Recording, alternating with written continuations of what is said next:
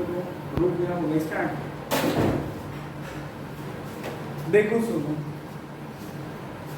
जैसे मैंने कंसीडर किया कि हमारे पास कुछ टर्म हैं जो एपी में हैं। कौन कौन से टर्म हैं? ए कॉमा बी कॉमा सी, अगर ये एपी में है, ठीक है, तो आप ये कह सकते हो कि सर बी माइनस ए और सी माइनस बी इक्वल होगा। अगर आप यहाँ पे देखोगे तो b को इस तरफ ट्रांसफर कर लो, इस b को, तो ये c प्लस a को ट्रांसफर कर लो इस तरफ a को, तो b प्लस b जो है वो c प्लस a के बराबर हो जाएगा। मतलब ये 2b जो होगा वो a प्लस c के इक्वल होगा, तो b की value a plus c upon 2 आ जाएगी।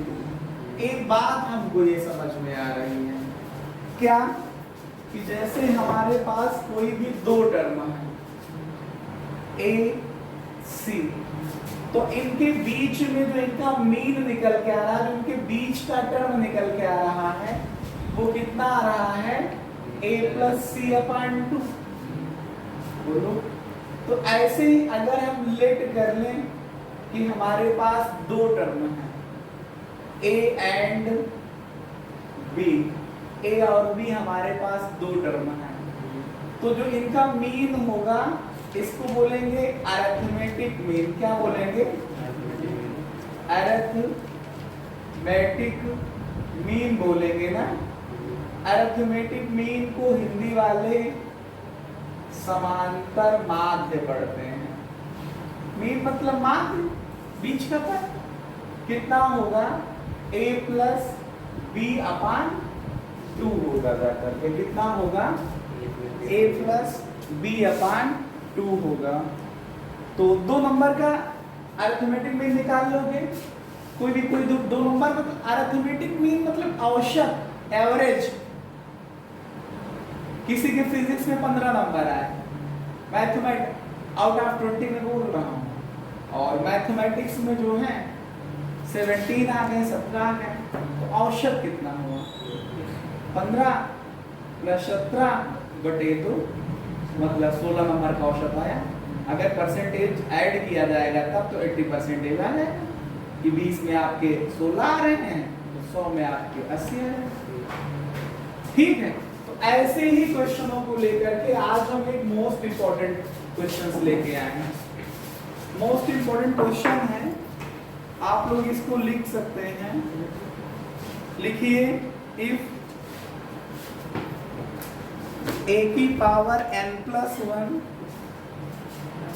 क्वेश्चन है इफ, हेलो बातें नहीं, इफ a की power n plus 1 plus b की power n plus 1 upon a की पावर n प्लस b की power n,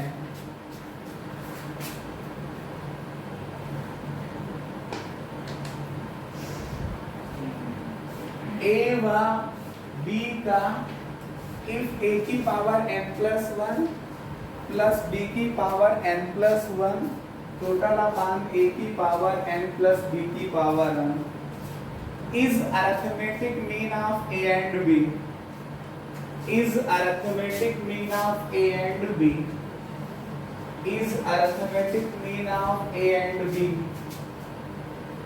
arithmetic mean of a and b।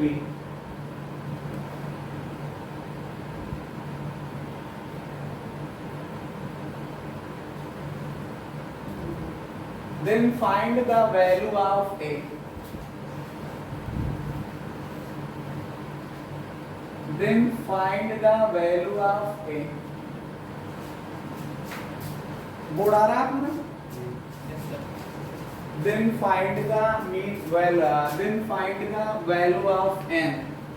इसी को हिंदी में ट्रांसलेट कर दिया मैंने कि यदि a की power n plus 1 plus b की power n plus 1 upon a की पावर n प्लस b की पावर n जो है वो a व b का अरिथमेटिक मीन है, मतलब समांतर माध्य है।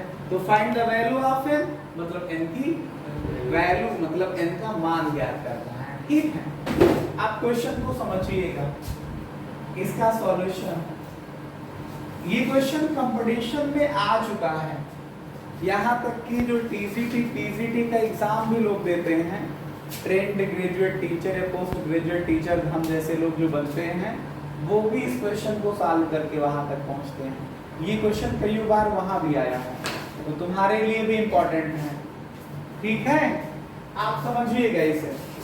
सॉल्व करते हैं इसको हम।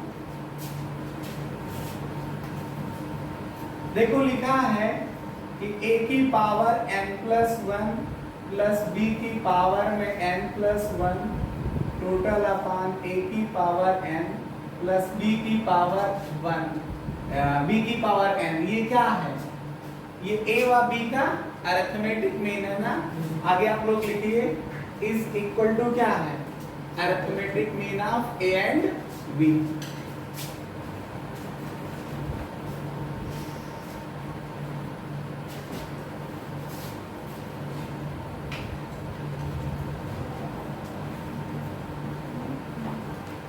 अब हमने आपको बता रखा है कि जब भी दो नंबरों का आपको अरिथमेटिक मीन निकालना हो, एवरेज निकालना हो, औसत निकालना हो, तो क्या करते हैं?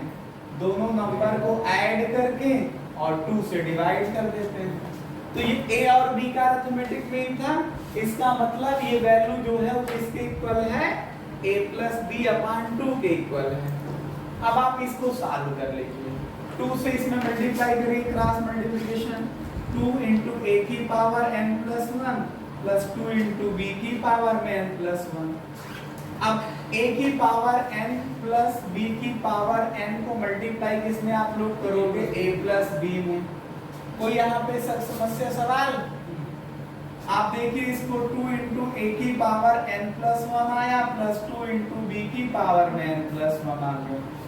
अब a से इसको मल्टीप्लाई करोगे तो a की पावर n+1, a से इसमें मल्टीप्लाई करोगे तो a * b की पावर n, प्लस b से इसमें मल्टीप्लाई करोगे तो b * a की पावर n, और b से b की पावर n में मल्टीप्लाई करोगे तो b की पावर n+1 हो जाएगा। ये जो a की पावर n+1 वाले टर्म है और b की पावर n+1 वाले टर्म है, इन दोनों टर्म को आप ट्रांसफर कर लीजिए, उस तरफ ट्रांसफर करिए तो क्या आएगा? 2 * a की पावर n+1 प्लस 2 * b की पावर n+1 माइनस में आएगा a की पावर n+1 माइनस में आएगा b की power n+1। Right hand side में क्या बच रहा है? a * b की पावर n और प्लस b * a की पावर n। इसमें कोई दिक्कत हो तो बताओ, है कोई समस्या? अब ये देखो, ये टर्म और ये टर्म को ध्यान से देखिए, यहाँ 1 मान सकते हो, तो 2a की पावर n+1 से 1a की पावर n+1 घटेगा तो क्या बचेगा? 1a की पावर n+1 बच जाएगा, मतलब a की पावर n+1। ऐसे ही इससे ये माइनस करोगे तो प्लस b की पावर n+1 आ जाएगा, इक्वल्स टू a * b की power n plus b * a की पावर n। क्या कुछ कॉमन मिल रहा है जो कैंसिल कर सकूंगा?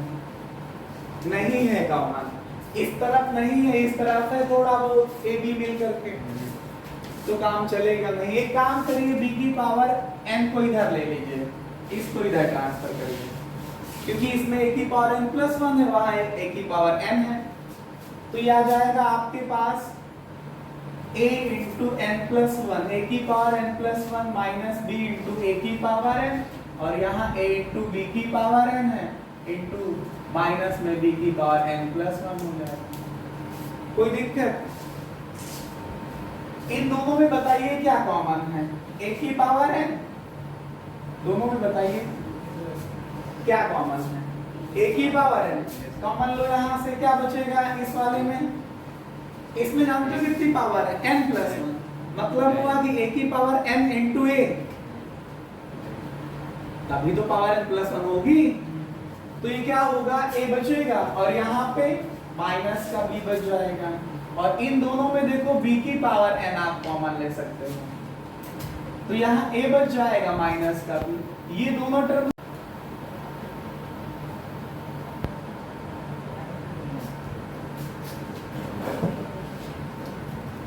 देखो एक बार फिर से आप लोग यहाँ से देख लीजिए, ये 2 इंटू ए की power n plus 1 plus 2 into B की पावर n प्लस 1 माइनस में ए की पावर n प्लस 1 माइनस में बी की power n plus 1 is equal to A B की power n plus B A की power n। ये term और ये टर्म देखिए कोफिशिएंट खाली अलग अलग है। यहाँ प्लस का 2 ये माइनस का 1 सब्ट्रैक्ट करोगे तो 1 आ जाएगा, 1 इंटू ए की पावर n प्लस 1। ऐसे ही ये टर्म और ये टर्म देखिए सेम है, कोफिशिएंट अलग अलग है, बोलो गुणांक अलग अलग है। तो यहाँ प्लस का 2 है, यहाँ माइनस का 1 सब्ट्रैक्ट होगा तो 1 आ जाएगा प्लस में, b की power n plus 1 equal to जो ये बच रहा उसको देख लिया। फिर मैंने कहा कि अब इसमें कुछ कॉमन तो दिख नहीं रहा था, फिर मैंने क्या किया, जो पावर में है टर्म n प्लस 1 जैसे यहाँ a की पावर n प्लस 1 था तो a की पावर वाला हायर पावर वाला टर्म मैंने इधर ट्रांसफर कर लिया, ये आ गया।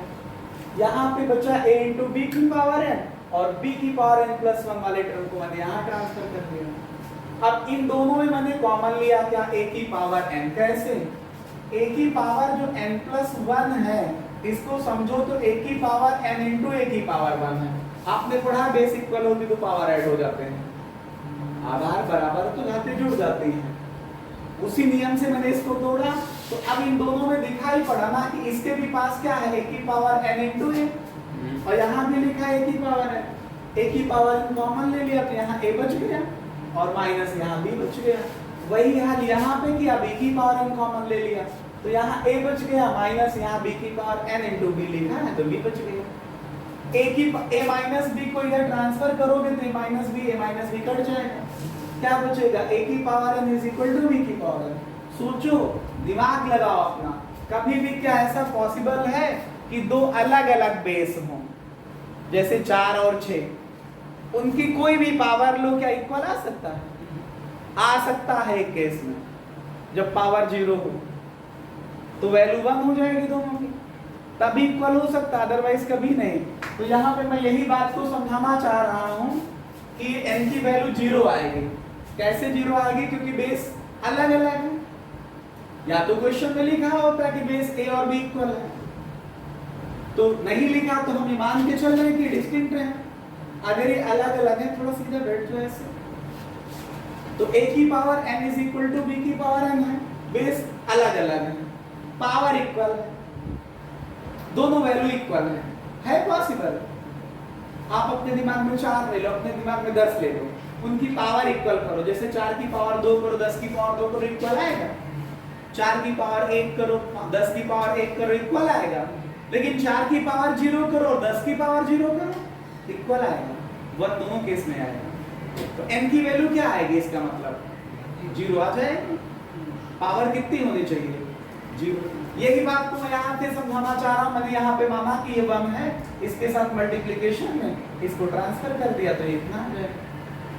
अब आप इसको a अपान b टोटल की पावर n लिख सकते हैं, इक्वल टू। सोचो कोई भी बेस हो 1 को छोड़ करके, उसकी पावर लेने पे रिजल्ट 1 आ रहा है, इसका मतलब इस 1 को आप a अपान b की पावर 0 लिख सकते हैं। अब यही तो समझा रहा हूं कि दोनों के बेस इक्वल हैं, तो पावर फिर इक्वल होगी। तो n की वैल्यू यहां से क्या प्रूफ हो गया, 0 हो गया। समझे? ये था तुम्हारे लिए क्वेश्चन, इंपॉर्टेंट है। अगर सॉल्व करने के लिए आएगा तो आपको ऐसे ही सॉल्व करना पड़ेगा। बट फॉर द कंपटीशन आप लोगों को बता रहा हूं, 1 सेकंड में आंसर निकालना। a की power n plus 1 plus b की power n plus 1 upon a की पावर n प्लस b की पावर n का मान क्या आना है, a प्लस b अपान 2। बोलो, a की power n plus 1 plus b की power n plus 1 upon a की पावर n प्लस b की पावर n का मान कितना आना है, ab का अरिथमेटिक मीन, ab का समांतर मान। ये कब आएगा, ये तब आएगा जब आपको बगैर कैलकुलेट किए माइंड ब्रेन का यूज करना है। करिए ब्रेन का यूज। अगर n की वैल्यू में 0 रख दूं तो a की पावर 1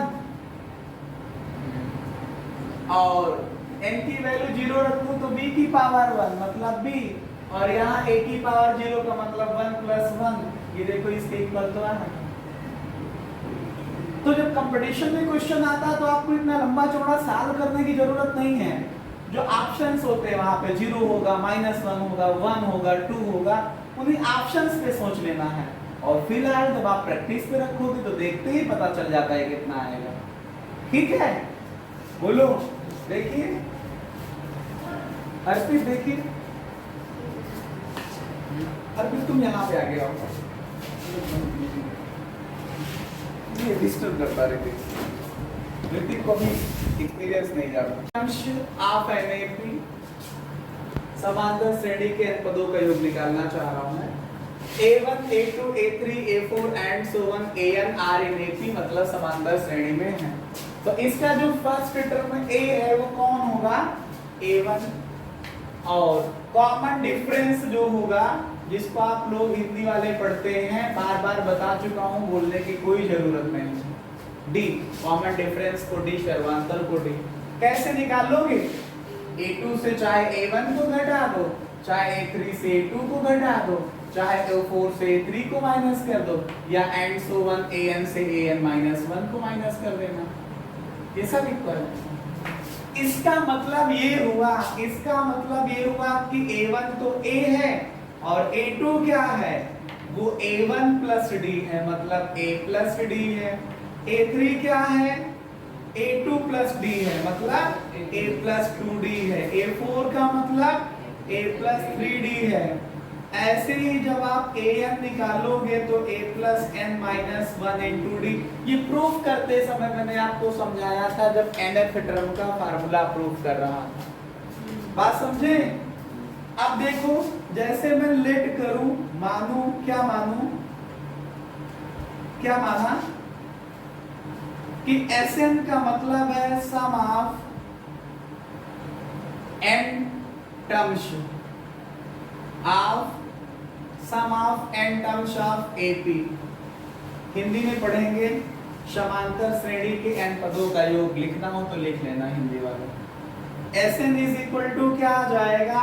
n टर्म का सम करना है ना, तो मतलब पहला टर्म A1 है, दूसरा A2 है, तीसरा A3 है, चौथा A4 है, n1 An है। इनका क्या करना है? सम करना है। समझे?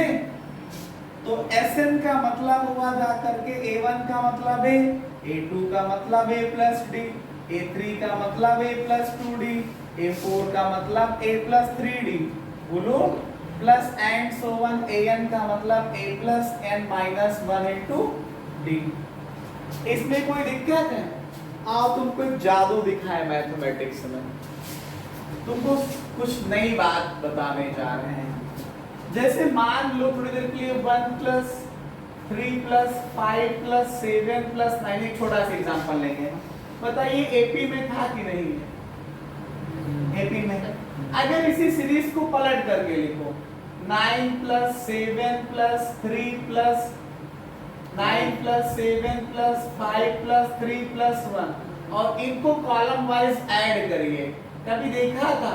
ये सेम आएगा। 10 10 10 10 10 आएगा। तो अगर हम इसी Sn को, इसको पलट करके लिखने का प्रयास करें Sn को, तो पहले क्या लिखूंगा? A plus n minus 1 into D, ये पहला टर्म। दूसरा क्या लिखूंगा? A प्लस उसके पहले वाला, तो n minus 2 into D plus and so on. ऐसे लास्ट में कहां पे जाएंगे हम? A के पास चले जाएंगे। तो जो ये पहले का समेशन है वही सब में आएगा ना, बोलो। तो अगर आप इसको ऐड करोगे तो ध्यान दीजिएगा, देखिएगा कितना आता है। अब इनको अगर हम ऐड कर दें, इसको कह दो इक्वेशन फर्स्ट है, इसको कह दो सेकंड है, और यहां लिख दो क्या? एडिंग मतलब जोड़ने पर। तो जोड़ो भैया, यहां लिख दो क्या छोटा छोटा, कि यही लिखूं? अर्पित देखो आ रहा कि नहीं? तो अगर इसको ऐड करोगे तो 2Sn आ जाएगा, और इनको ऐड करो A प्लस A कितना आएगा? 2A plus n minus 1 into D. पहले को ऐड करने पे आया, तो फिर इसको इसके साथ ऐड करने पे यही आएगा। अभी मैंने एग्जांपल से वही तो समझाया। तो ये क्या आएगा, अगला भी वही आएगा 2a plus n minus 1 into D, plus ऐसे लास्ट वाला भी वही आएगा, क्या जोड़ लो 2a plus n minus 1 into D. अब बताइए कितने टर्म है, एक लिखा है कि दो लिखे हैं कि n लिखे हैं, बोलो। तो ये जो 2sn हुआ, जो ये 2a plus n minus 1 into D लिखा है, plus 2a plus n minus 1 into D लिखा है, जो ये कितनी बार है, n बार है कि एक दो बार है, जितने टर्म है उन्हीं को तो आपने ऊपर नीचे लिख करके ऐड किया है, तो ये वैल्यू कितनी बार आएगी, n टाइम्स आएगी। और आपको पता है जैसे मैं कहूँ 4 प्लस 4 प्लस 4 प्लस 4 कितना आएगा, तुम कहोगे 16 आएगा सर। हम कहें ये 4 है और ये सभी वैल्यू सेम है, तो इस 4 को जितने टाइम्स ऐड किया गया उतने से मल्टीप्लाई करना आएगा, तो वही। तो जो आपके पास ये आया 2a plus n minus 1 into D, ये कितनी बार है, तो इसको n से मल्टीप्लाई कर दो, n बार चाहे ऐड करो चाहे n से मल्टीप्लाई कर दो, इक्वली तो आएगा। अब यहाँ से Sn निकाल लो, तो जो ये 2 है वो काहे में चला आएगा, डिवीजन में चला आएगा। ब्रैकेट में हुआ 2a plus n minus 1 into D. यहाँ पे कोई समस्या, तो Sn की वही फार्मूले की वैल्यू आ गई। जब AP के n टर्म्स का समेशन निकालना होगा, समांतर श्रेणी के n पदों का योग निकालना होगा, तो कितना आएगा n/2 2a n/2 into 2a plus n minus 1 into D. और एक बात का ध्यान देना, जैसे n/2 ये मैंने लिखा, 2a को तोड़ करके आप a प्लस a लिख सकते हो क्या, बोलो, plus n minus 1 into D. What is this, this is last term of the given AP। दी गई समांतर श्रेणी का ये अंतिम पद का सूत्र भी तो है, तो क्या आएगा, Sn की वैल्यू n/2 इंटू a और प्लस ये काहे की वैल्यू हो गई, l की। तो इस तरह से आपके पास sum of n terms of AP या समांतर श्रेणी के n पदों का योग के दो फार्मूले मैंने समझाए, दोनों की मीनिंग एक ही है। ये l के टर्म्स में है और ये l के टर्म्स में नहीं है, ये l के पदों में है और ये l के पद में नहीं है। क्या है, Sn is equal to n/2 into 2a plus n minus 1 into D, और इसमें Sn इज इक्वल टू क्या है, n/2 into a plus l है। ठीक है, terms of series, how many terms of the series, how many terms of the series,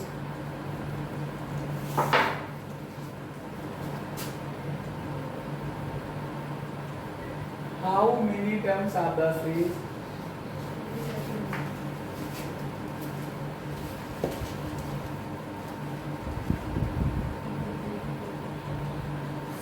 series लिखिए आप लोग,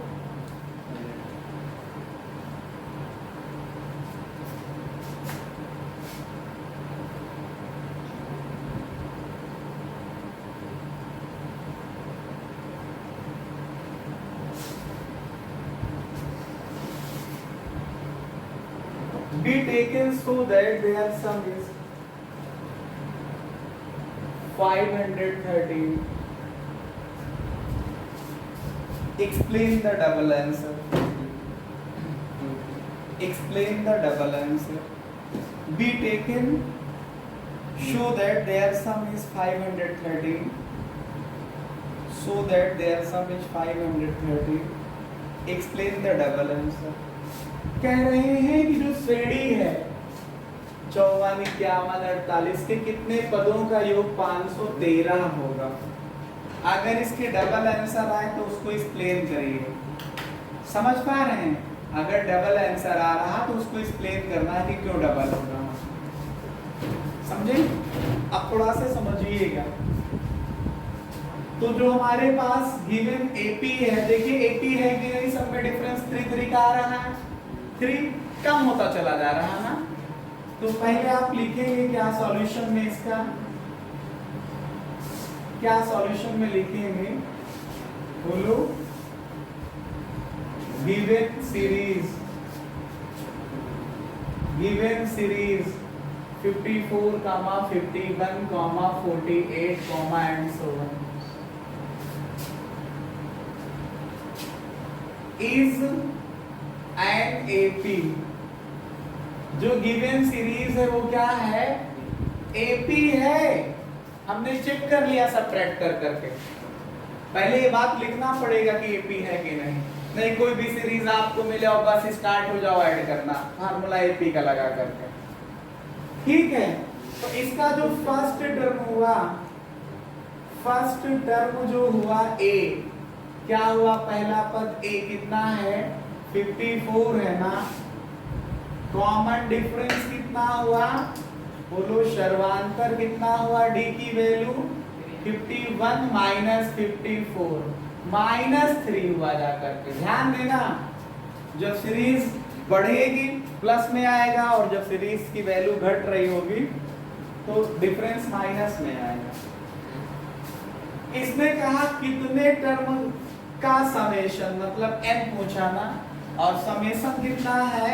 Sn की वैल्यू 513। तो Sn का फार्मूला समझते हो? सीरीज के n टर्म का समेशन, समांतर श्रेणी के n पदों का योग। Sn का मतलब होता है n/2 × 2a plus n-1 × d। ये कितना है? 513 के ऊपर n/2 2a की वैल्यू क्या है आपके पास? 54 है प्लस n-1 × d की वैल्यू -3 है इज इक्वल टू कितना? 513। ये आएगा n/2। इसको देखिए सॉल्व करिए, 108 आया और माइनस का 3n आ जाएगा और प्लस का 3 मल्टीप्लाई करोगे तो -3 से n में मल्टीप्लाई करिए माइनस का 3n, -3 को -1 में मल्टीप्लाई करें तो प्लस का, तो n × 108 और प्लस का 3 111 आ जाएगा और माइनस का 3n, ये 2 डिवीजन से इधर मल्टीप्लिकेशन में चला जाएगा, मल्टीप्लिकेशन में। बोलो अब n से इसमें मल्टीप्लाई करो भाई तो कितना आ जाएगा? ये आ जाएगा 111n माइनस का 3n को n से मल्टीप्लाई करो इसको इसमें तो 3n² इक्वल्स टू आएगा 1026। इसको इधर ट्रांसफर कर लो तो माइनस का 3n² आया प्लस का 111n आया माइनस का 1026 आया इक्वल टू 0। ये माइनस में है आएगा तो ये माइनस में पहले से था, ये प्लस में था, ये माइनस में ट्रांसफर होगा। अब माइनस से डिवाइड कर दो इसको, n² का कोएफिशिएंट प्लस बनाने के लिए।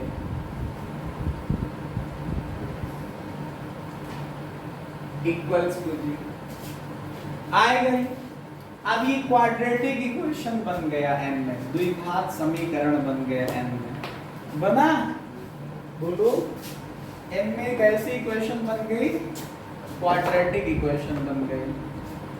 समझे? अब क्वाड्रेटिक इक्वेशन अभी के जस्ट पहले जो आज आप पढ़ रहे हैं, इसके पहले आप क्वाड्रेटिक ही तो पढ़ रहे थे, द्विघात समीकरण ही तो पढ़ रहे थे। तो आप फैक्टर कर लीजिए, n की वैल्यू निकल आएगी। समझ पा रहे हैं? तो एक बार वहां से चेक कर लीजिए कि क्या ये 3 से डिवाइड तो नहीं हो जाएगा। 3 से कट जाएगा 1 2 3, 3 ये भी कट जाएगा, 6 2 8 1 9, 3 से कट जाएगा। अभी चलो 3 से कट कर देते हैं तो ये आया n², इसको 3 से काटो, 3 3 का 9, 2 21, 3 7 21 है ना। 3 से इसको कैंसिल करो, कितना आ जाएगा? 3 3 का 9, 1 10, 12, 3 चौके 12, 3 2 6। क्या कोई समस्या यहां तक में? अब क्या लिखा है ये? बोलो यहाँ 1 मानोगे और यहाँ 342, इनको मल्टीप्लाई करोगे तो 342 ही तो आएगा। इसका फिर फैक्टर करोगे तो 342 का फैक्टर चलो कर लेते हैं। 2 से काटो इसको, 171 और फिर इसको 3 से कट कर दो। हमको तो ऐसे लग रहा है इसको मैं 9 लिखूं, 19 9 या 171 होता है और बाद में इसको तोड़ लेंगे। तो इसका फैक्टर आया 2, 9 को लिखा मैंने 3 into 3 और into 19। बोलो इनको ऐड करने पे 37 आना चाहिए। ये देखो 19 है ना और ये 18। बोलो 18 और 19 को जोड़ो 37 आ रहा है। तो फिर कोई दिक्कत ही नहीं कि है कोई दिक्कत। बोलो तो ये आया n² माइनस 37 को क्या लिखोगे 18 प्लस 19 इंटू n प्लस का 342 की वैल्यू 0 के इक्वल n²। इसको मल्टीप्लाई करो भाई n से तो 18n प्लस का 19n और प्लस का 342 इक्वल टू 0 आ जाएगा। माइनस से अंदर मल्टीप्लाई कर दो तो साइन इसके चेंज हो जाएंगे। बोलो कहां तक साइन चेंज होंगे, जहां तक ये ब्रैकेट में मल्टीप्लिकेशन करोगे। अब 2 2 के पेयर बना लो, पहले पेयर में n कॉमन ले लो तो n माइनस का 18 आ जाएगा। माइनस 19 कॉमन ले लो तो इसमें n माइनस प्लस माइनस और इसको 19 से डिवाइड करोगे तो ये भी 18 ही तो आएगा। अभी तो फैक्टर किया ना हम लोगों ने, तो एक ब्रैकेट में n माइनस 18 आ जाएगा और अगले में क्या आएगा n माइनस 19। तो यहां से इसको n की वैल्यू अगर आप 0 लेते हो बोलो तो n की वैल्यू 18 आ जाएगी और n माइनस 19 को 0 लेते हो तो n की वैल्यू 19 आ जाएगी। तो n के डबल आंसर आना ही है, दोनों पॉसिबल है। n की वैल्यू 18 भी पॉसिबल है और 19 भी पॉसिबल है। सोचो कोई सीरीज हो तुम्हारे पास, उसके 18 पद 18 टर्म्स, कोई भी सीरीज ये है, शांत रहो यार समझो इसे, कोई भी सीरीज ये है, इसके 18 पदों को जोड़ो तो 513 आ जाता है और 19 को भी जोड़ने पे 513 आ रहा है। इसका मतलब 19वां पद 0 है। बोलो आप यहां से क्या देख रहे हैं, इसका मतलब क्या है कि सम of 54, 51, 48, and so on 18 terms is 513। 54, 51, 48, and so on के 18 पदों का योग बराबर 513 है और 19 पदों का योग भी 513 है। हो सकता है इसका मतलब 19वें पे जो आ रहा है वो 0 है। And sum of 54, 51, 48, and so on के 19 टर्म्स इज 513 है। इसका मतलब हुआ कि 19th टर्म 0 होगा। और आओ हम आपको 19th टर्म निकाल करके दिखाते हैं। 19th टर्म निकाल करके दिखाते हैं। 19th टर्म की value a plus 18d। a का मतलब है 54 प्लस 18d की वैल्यू माइनस का 3। 54 ये मल्टीप्लाई करोगे तो माइनस का 54 और ये 54 प्लस माइनस माइनस 54 ये 0 आ तो रहा। इसी वजह से डबल आंसर आ रहे हैं कि 18 टर्म तक तो 513 आ जाता है लेकिन 19 टर्म तक भी 513 आ रहा। तो जब 18 तक 513 आ गया तो इसका मतलब उसके बाद के जितने भी टर्म है सबका समेशन 0 हुआ और उसके बाद में टर्म कितने हैं, एक 19वां 19। समझे? तो इस वजह से 19th टर्म 0 है, इस वजह से डबल आंसर आ रहे हैं, वो मैंने एक्सप्लेन कर दिया। रिपीट सही है। In the series 20, 19 whole 1 by 3, 18 whole 2 by 3, and so on. 20, 19 whole 1 by 3 ये लिखा आपके सामने, 18 whole 2 by 3, 18 सही 2/3 of which the sum is 300, of which the sum is 300. Explain the double answer.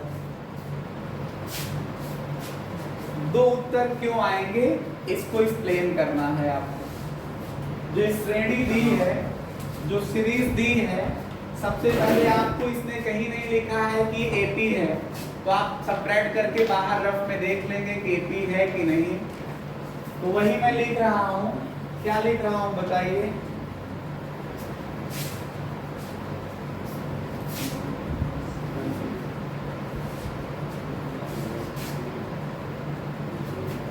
क्या लिख रहा हूं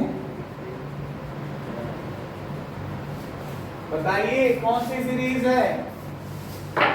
लिखा आपके पास 20, 19 whole 1/3, 18 whole 2/3, and so on. ये समांतर श्रेणी है, आप घटा के देख चुके होंगे। इसका पहला टर्म a की वैल्यू 20 है और कॉमन डिफरेंस 19 होल 1/3 से 20 को माइनस कर लीजिए। इसको क्या लिखेंगे? 19 या 57, एक 58/2, 3 है बटे 3 और माइनस का 20।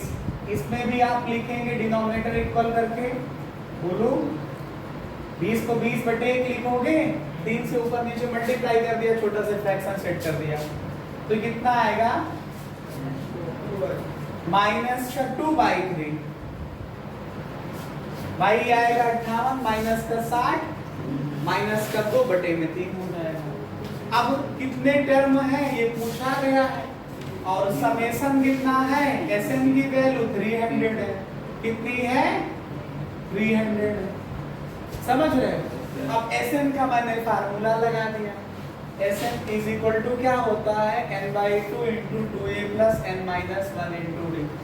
तो ये आ गया हमारे पास n/2 × 2a की वैल्यू क्या है? a की वैल्यू है 20 + n-1 × d की वैल्यू है माइनस का 2/3 इक्वल टू कितना है? 300। समझिए इसको, n/2 हुआ, ये कितना आएगा? 40 आएगा। माइनस 2/3 से मल्टीप्लाई करो तो 2n/3 आएगा, minus minus plus 2/3 is equal to 300। यहाँ एक मान लो, डिनोमिनेटर बराबर करने के लिए इसको भी 3 से मल्टीप्लाई कर दो डिनोमिनेटर को, तो अब सब में नीचे 3 हो गया ना? बोलो। तो n/2 बाहर लिखा मैंने, ऊपर की हालचाल में सबके डिनोमिनेटर में 3 आ गया। 40 को 3 से गुणा करोगे 120 आ जाएगा। ये आएगा माइनस का 2n और प्लस का 2 और इधर आ जाएगा 300। तो n/2 ये देखो सॉल्व करो, 122 आ जाएगा क्या? माइनस का 2n/3 इज इक्वल टू 300 आएगा। हमको लग रहा है यहाँ से 2 कॉमन ले सकते हो आप लोग। बोलो, क्या कॉमन ले सकते हो? 2 कॉमन लो तो 2n/2 हो जाएगा। यहाँ 2 कॉमन लोगे 61, यहाँ से n और नीचे 3 इज इक्वल टू 300। इससे इसको कैंसिल कर दो। ये n से इसमें मल्टीप्लाई करोगे 61n आएगा, n से इसमें मल्टीप्लाई करोगे n² आएगा बाई 3, तो इधर ट्रांसफर कर दो तो 900 हो जाएगा। होगा? अब इन लोगों को ट्रांसफर कर लो, माइनस n² है प्लस का 61n है माइनस का 900 इज इक्वल टू 0 आएगा। बोलो। अब माइनस से डिवाइड कर दो सबको। अब 900 के फैक्टर करो कि प्लस करने पे 61 आ जाए। आप थोड़ा से हम आपको बड़े इस तरह के फैक्टर जब होंगे तो आपको ब्रेन का यूज करना है, पेन का कम ब्रेन का ज्यादा। अब 900 का फैक्टर करना है दिमाग पे, अपने दिमाग का यूज करो। ब्रेन का 900 का मतलब 9 × 100, 9 का मतलब 3 × 3 और 100 का मतलब 10 × 10, और 10 को लिख सकते हो 2 × 5 और 2 × 5 ये 10 हुआ, ये 10 हुआ, ये 9 हुआ, 900 हो गया। अब जब इस तरह के फैक्टर आएंगे हजारों में तो ऐसे सेट करेंगे। अब इनको थोड़ा सा आपको सीरियलाइज करना, वैसे सीरियलाइज का कोई मतलब नहीं होता है इसमें, आप चाहो तो कर लो, बाकी कोई मतलब नहीं है। जो ये लिखा वो ये लिखा, सीरियलाइज कर दिया मैंने, पहले छोटे लोगों को लिख दिया फिर बड़े वालों को लिख दिया। अब इनको ऐसा सेट करो कि प्लस करने पे 61 आ जाए।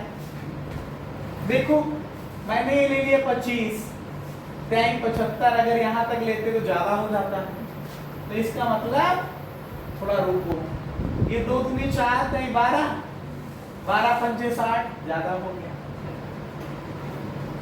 चलो अच्छा थोड़ा और रुको, 5 तय 15 या 45, और ये 20 बचेगा, 2 दूनी 4 पंचे 20, 45 20 65 होगा, 61 नहीं होगा। और देखो इधर थोड़ा और ब्रेन का यूज करो, 2 दूनी 4 तय 12 तय 36, और 5 पचे 25, इनको जोड़ो, 6 5 11, 3 2 5 1 6, 61 है। तो ऐसे ही लाना होता है, मैंने तो आपको शॉर्टकट बताया था ना इसका।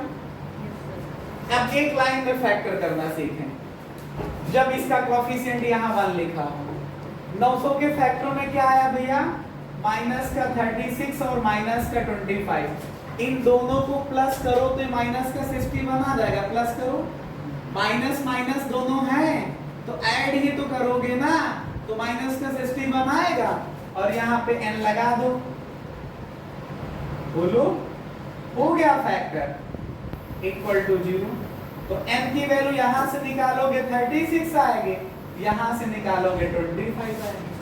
फिर डबल मीनिंग बातें हो गई, दो आंसर आ गए। कह रहे हैं कि सर 25 तक के लोगों को जोड़ोगे, जो आपने सीरीज दी थी उसके 25 टर्म को ऐड करोगे तो कितना आ जाएगा, 25 टर्म को ऐड करोगे तो कितना आएगा, 300 आ जाएगा। तो फिर 36 लोगों को भी जोड़ने पे 300 आ रहा। कैसे संभव, इसका मतलब ये हुआ कि 25 के बाद जितने लोग हैं 36 तक, जैसे 26वां टर्म, 27वां टर्म, 28वां टर्म, 29वां, 30वां, 31वां, 32वां, 33वां, 34वां, 35वां, 36वां, इतने लोगों को जोड़ने पे 0 ही रिजल्ट आएगा, क्योंकि 25 तक तो 300 आ चुका है ना। उसके बाद अगर 36 तक भी जोड़ने पे 300 आ रहा, इसका मतलब 25 के बाद जितने लोग लिखे हैं उसमें से कुछ रिजल्ट प्लस का होगा, कुछ उतना ही माइनस का होगा, वो 0 आएगा। क्यों? क्योंकि सीरीज घट रही है। अगर बढ़ती तो कभी डबल आंसर ना आते, ये घटने वाली सीरीज में हमेशा इसी तरह के 2 आंसर आया करेंगे। तो डबल आंसर को एक्सप्लेन कैसे करोगे कि सर 25 टर्म का समेशन कितना हुआ, 300 हुआ, और 36 टर्म का भी समेशन 300 हुआ जा करके ना। इसका मतलब ये हुआ, हम आपको बता दें कि 26वां, 27वां, 28वां, 29वां, 30वां, बोलो 31वां, 32वां, 33वां, 34वां, 35वां, 36वां, जितने भी ये टर्म है इनको जोड़ोगे तो 0 आएगा। ठीक है, इसी वजह से 25 टर्म का समेशन 300 आ रहा और 36 टर्म का भी समेशन 300 आ रहा। बात समझे? तो इसका मतलब क्या हुआ, बोलो कि सम of 25 terms of given AP is 300 and sum of 36 terms of given AP is 300 also। ये भी 300 आएगा। क्यों? बिकॉज ऐसा इस वजह से हुआ, क्योंकि ऐसा इस वजह से हो रहा है कि 26वां टर्म, 27वां टर्म, 28वां टर्म ऐसे करते हुए 36वें टर्म तक को ऐड करके देखिए 0 आएगा। आपको मैं एडिट समझाऊंगा भी, ऐसे नहीं कि हवा हवाई बात करेंगे। इसको क्या लिखोगे, a प्लस कितने डी होंगे इसमें, 25 डी प्लस इसमें कितने होंगे a प्लस, फिर इसमें कितने होंगे a प्लस, प्लस ऐसे कितने होंगे a प्लस 35d ना, बोलो। अब बताओ ये कितनी बार a हुआ है? 26 से लेके 36 तक है, 11 है।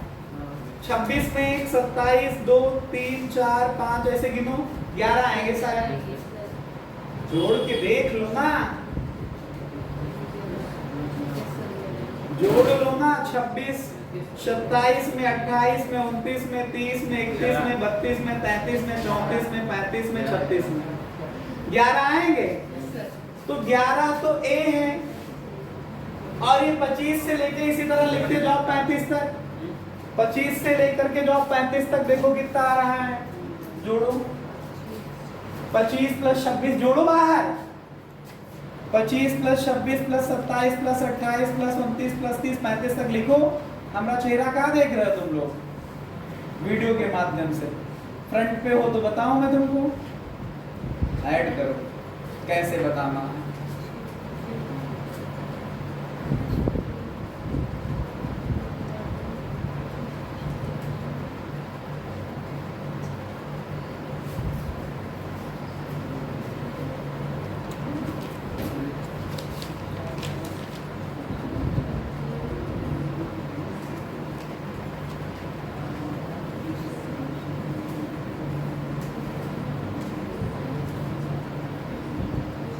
तीन 305 तो नहीं आ रहा।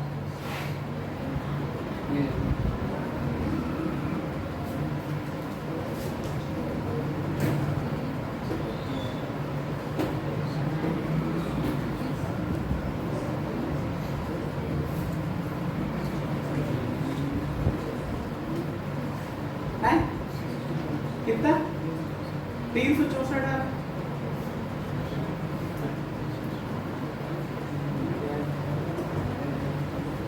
तुम लोगों का एडिशन भी नहीं सही है भाई।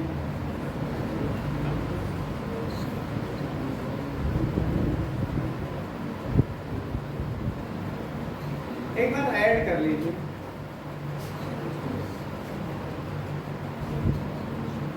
आइए इसको भी ऐड करना, एपी से ही समझाते हैं।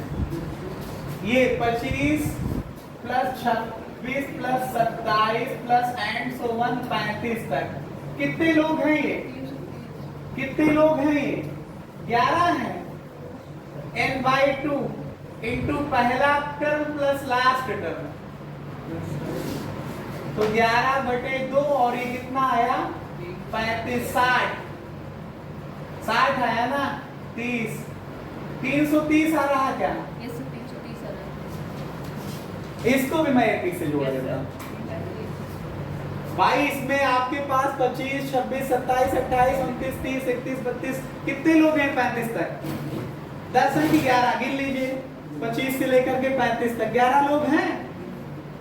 तो n/2 इंटू पहला प्लस लास्ट, पहला 25 लास्ट 35, a प्लस l वाला सूत्र लगा दिया, उसमें भी मैंने एक ही लगा दी।